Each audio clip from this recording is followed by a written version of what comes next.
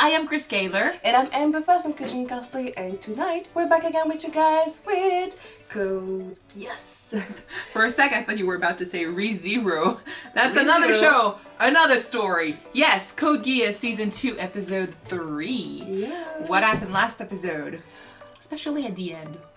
Well, we kind of learned that Lelouch's dad got a Geass. Yes, and he used it to kind of rearrange Lelouch's memories. Erase all of it and get a new backstory for our main character. Yeah, he also gave him a new brother who's weirdly enough controlling a new nightmare that disappears and stuff. Like it's huge and it's dangerous, and we still don't really know. He's got two Geasses as well.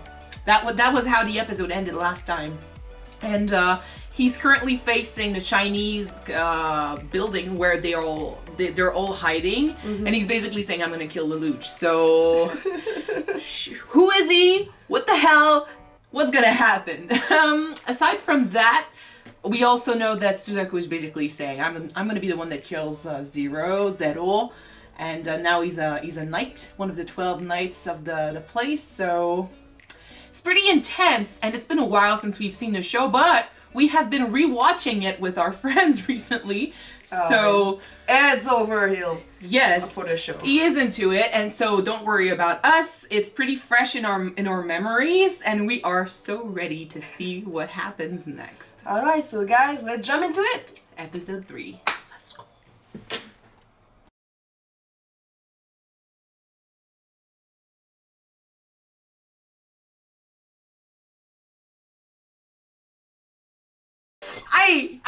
I like you, God, man. I like you. I think you're cute. Why are you turning on our guys? No. I don't accept that.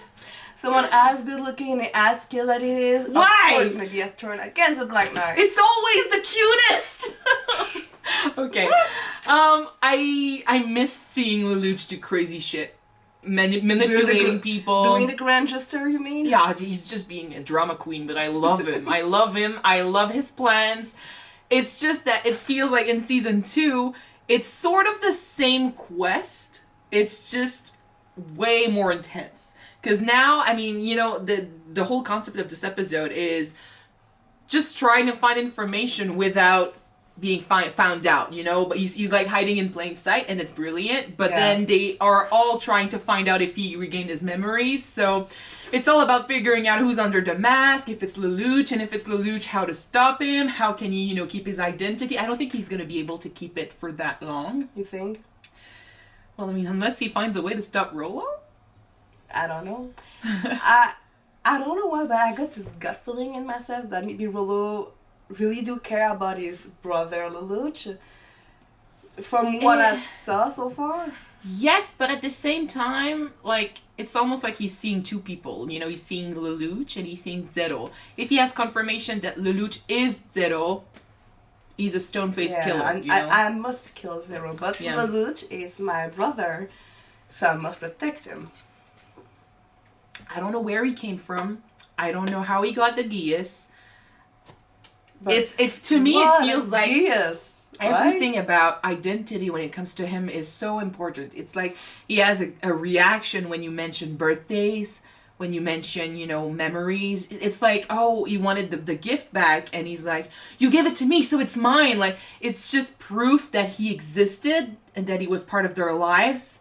And if you take that away, he freaks out. So I'm like, was he created for that purpose and he's struggling with his identity? Oh, that'd be sad. Yeah, that's why I'm like, I want to find out who he is. What's his purpose? Like, why does he exist? Was he created for this? Was he someone before that? I don't know. And he's a mystery, and he's also fucking badass and dangerous. That he is. Yeah, like, even last episode we were freaking out over the nightmare just disappearing like that, but now that we know that that's his Geass, he can stop time, it's so dangerous. And we don't know if Lelouch's Geass can work on him. Well, he did use a mouse. I think it's gonna work on him, but will he have the time to use it on him, though?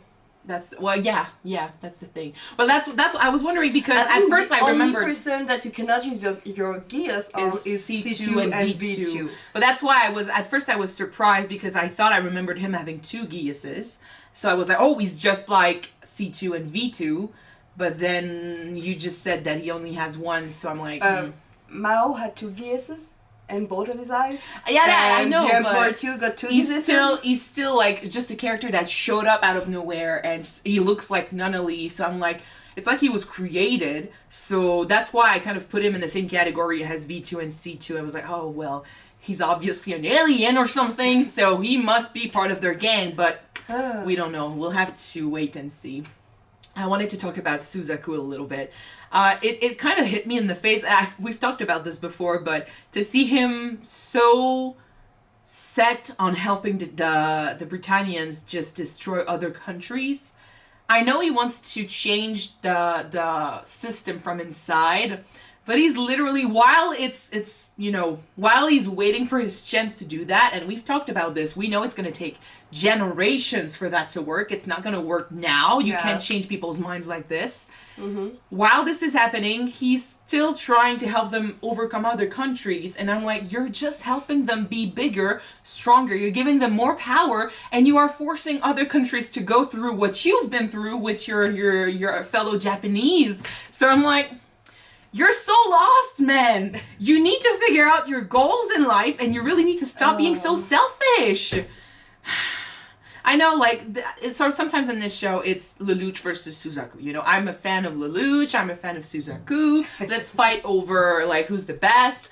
I don't think it's about who's the best. It's about, I mean, the both of them are working for the same thing. Mm-hmm. It's just that they're doing it in very different ways, and the ways they're doing it were shaped by their past. And I feel like the more Suzaku is trying to convince himself that what he's doing is the right thing, the more he loses sight of his actual goal. Especially after Yuffie, he lost it. Well, sometimes love can destroy a person's life. I know. Person's life, yeah. I wish he could. I mean, I don't want to lose him. Like, I don't know how this show is going to end. I don't think there is a future for Lelouch, because even if he wins, even if he changes things, his Geass is still, making him... He's starting to lose control of his Geass, and eventually, if his Geass is too strong, even for the lenses, forget it. He can't live in society. It's gonna be over. So I'm like... Ugh.